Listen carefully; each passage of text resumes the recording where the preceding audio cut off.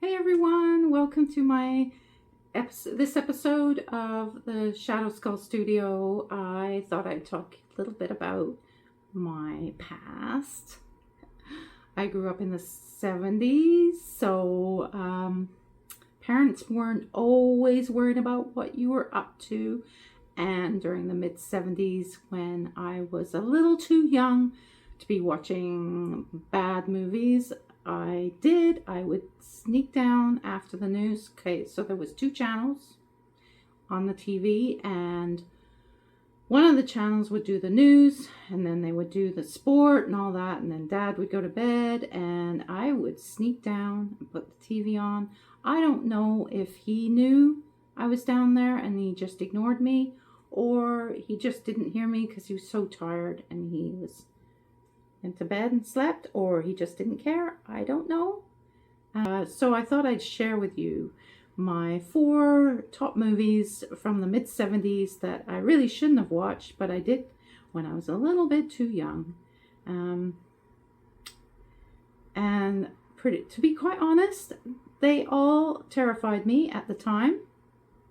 And I did re-watch all of them since, and 2 of them still stood the test of time, and 2 of them not so much, but I still enjoy them.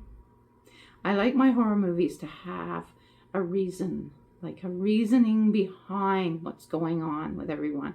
I don't like just to have gore for the sake of gore. There has to be some reason why these people are being, I don't know, followed by some entity or whatever. I mean, like, Final Destination's got to be my favorite movie of all time.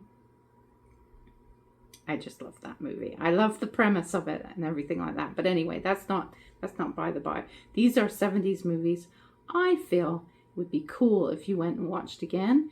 Bearing in mind, you have to remember that it is the 70s, so they're not CGI made. The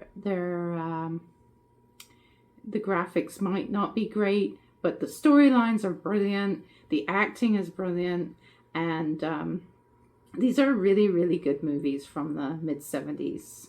So I thought maybe I would share them with you today. So the first movie I want to talk about is The Omen. Came out in 1976, directed by Richard Donner, and starring Gregory Peck, Lee Remick, David Warner, Billy Whitelaw, and Harvey Stevens as the Omen, the little kid. And it's basically an American diplomat and his wife. They raise a child who is actually the Antichrist. It's planned that the boy is given to these parents because of the fact that the father is a diplomat. Strange deaths start to happen, disturbing events pile up, and they realize that their little son, who they think is their son, by the way, but he's not, they realize that there's something weird and evil going on with him. And it even gets to the stage where the mom is terrified of her own child. And yes, that scared the crap out of me when I was growing up. And I was very young, and I really enjoyed this movie. There was a scene in it that stuck with me for the longest time. And it involves, if you've seen the movie, all I have to say, and you'll understand what I mean, it involves a large piece of glass and a head. And that's all I'm saying. But it scared me for a very long time. But I have to admit, I've watched the movie probably 10 times since then, and I will probably watch it again. I've watched the rest of the movies because there's about 5 of them, I think, that have been made, or probably more. And they are varying degrees of success.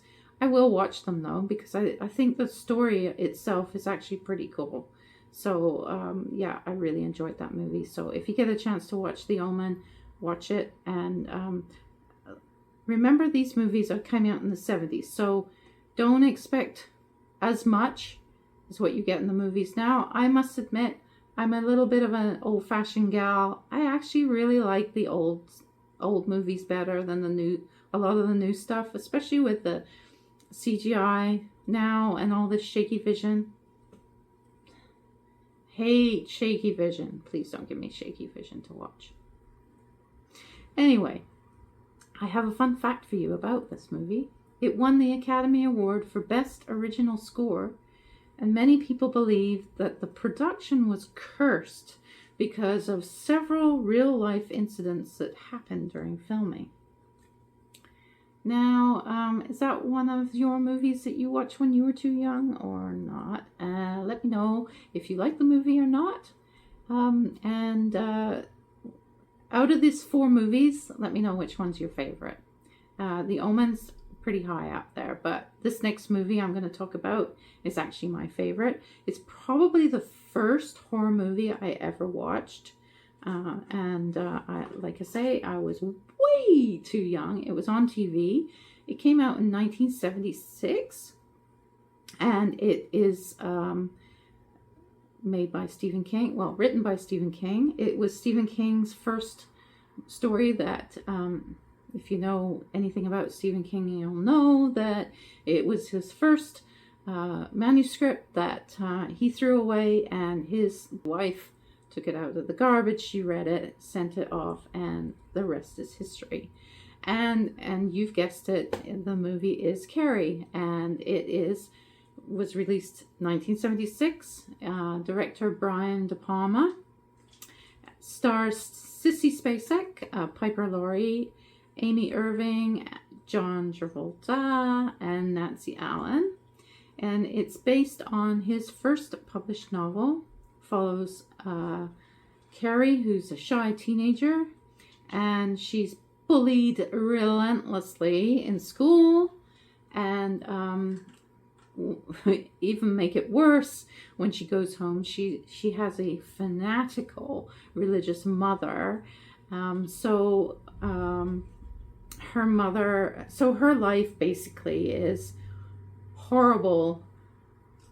Her whole waking time is bad.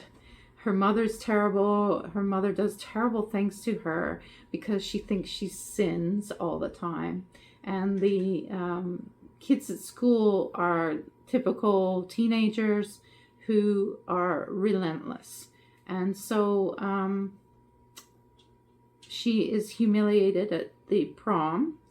And this is when her telekinetic powers are unleashed, and the ending becomes very devastating for everyone. The very, very, very, very end, there's a bit that still scares me.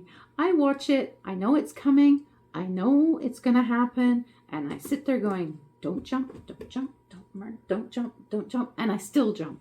As soon as it happens, and if you've seen it, you'll know which bit I mean, right at the end. Scares the crap out of me, I have to say. This film actually launched Stephen King's, basically his career as Hollywood's master of horror. So yeah, and I still think it's one of his best stories. I am a huge Stephen King fan. I don't know if you know, but I write stories, and I've got into horror recently. I've dabbled a lot in different genres, and horror seems to be the one that sort of draws me back. And so I read a lot of Stephen King stuff to understand how he writes his dialogue, because I find that Stephen King's dialogue and the way his characters speaks volumes as to what the character's personality is like. And I'm trying my best to be a little bit, tiny bit, just like Stephen King. I know it's an impossible task, but I think he is an amazing writer, and I think his stories are absolutely amazing. I really enjoyed Dolores Claiborne. I know a lot of people probably don't like that because it's not really horror, but it's explains how well Stephen King understands people, I think. Just my opinion. But yeah, anything that Stephen King does is amazing. And so, yeah, keep them coming, Stephen. Mr. King. So my next movie came out in 1975, and a lot of people remember this movie because of this a little critter that's in it. Well, it's not a critter, it's the bad guy, the scary guy at the end. The Trilogy of Terror came out in 1975, and director Dan Curtis, and it stars Karen Black, who she plays the lead role in all three. So it's a trilogy, and she plays the lead role in every single story, and she does a really good job. I had to rewatch it though, because I remember the critter that's in the last story, but I couldn't really remember anything else of the story.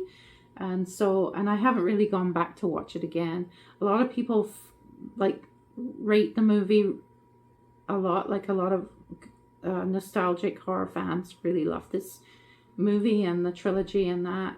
And so I decided that I'd go back and watch it again and just see. I know I remember watching it. I remember watching the third one, but I don't remember the first two. I'm so glad I did go back and watch it, because the first one, the first story was really, really good. And because I couldn't remember any of it, I didn't expect the ending, and I really liked that, and I enjoyed it. The whole movie was made for television, and had 3 horror stories. The final segment had a tiny Zuni fetish doll that comes to life and relentlessly attacks this woman in her apartment, and it becomes the part that everyone remembers. And like I say, I remember. I feel bad because I'm a bit of a old horror fan, and I feel bad because I kind of laughed in this movie when I watched it this time around, like when I recently watched it, because there was bits of it that bothered me. Like she picked the phone up and she dialed 2222222. Like the director must have just said, "Oh, dial a number," and so she randomly dialed a number, and they were all the 2s. And the little Zuni fetish doll was, I don't know, I didn't like the third. The one that everyone remembers, I actually didn't like that part. The other 2 of the 2 stories of the trilogy I thought were much better, because they were better. They seemed to be better written, and they didn't rely on like a gimmick. So I must admit, I liked the first story the best. But the little doll did become one of the most iconic characters in horror television. So, and he was kind of scary. And I feel like if he came back, yeah, he'd be, that might be one of the movies that I would think may work better if someone did it again. But Karen Black did great. So, can't beat the originals. I honestly think that everyone should watch the original movies of everything that they watch, just to see how good they are, and then watch the new stuff. But that's just me. My next movie I want to talk about came out in 1975, and I think this was one of the first ones that really scared me. Like Carrie was the first movie I watched, but I was scared, but it didn't scare me as much as this one. This one really scared me. Like it got to me afterwards for a long time. Like even now I think about it and I'm like, It was called Race with the Devil, and it was released 1975. Director Jack Starrett, and it starred Peter Fonda, Warren Oates, Loretta Swit from MASH, and Laura Parker. And it was about 2 couples that go on vacation together, and they accidentally witness a satanic ritual and the murder, and so they flee, and they think, oh, we're okay now. And then they find out that the members of this dangerous cult relentlessly come after them, and they are wherever they go. And the whole movie is just basically like running for their lives away from this this cult. Honestly, it's kind of scary. It kind of put me off. Like at the time when I was little, I had a relative who had an RV, and she asked if I wanted to go with her on vacation a couple of times, and honestly, it would give me flashbacks. I'd be like, as long as I don't see any satanical murders, I guess I'm okay. And there was a scene, there was one part of the movie that really bothered me because I'm a big animal fan, and they murdered the dog, and I don't like it when they murder the dog.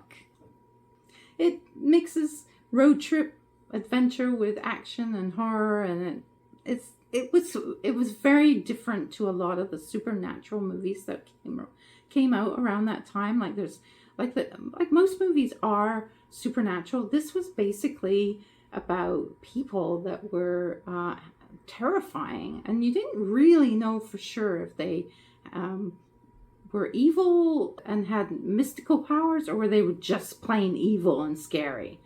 And I like that. Well, there you have it, folks. Those are my 4 most memorable movies from days gone by when I shouldn't have really been watching them. I was very, very young when I watched those movies. And yeah, I snuck downstairs and got away with it, I guess. And I think a lot of us did at that time. I still think that kids still watch stuff they shouldn't watch now. But anyway. I hope you enjoyed this episode. I just wanted to share something personal with you, and I hope you've enjoyed my page and my YouTube channel. And if you haven't already, please subscribe. I'm so grateful for all of you that do, and I'm so grateful for all of you that watch my shows. And I will see you next time. Don't forget to stay spooky. And let me know if there's any movies that you really liked, that you watched when you were too young. And they don't have to be, if you're young now, they don't have to be like old movies, like, because I'm old. They can be newer movies. I am interested to know all about you guys. So let me know movies that you might have watched when you were too young that really stuck with you. And I will see you next time.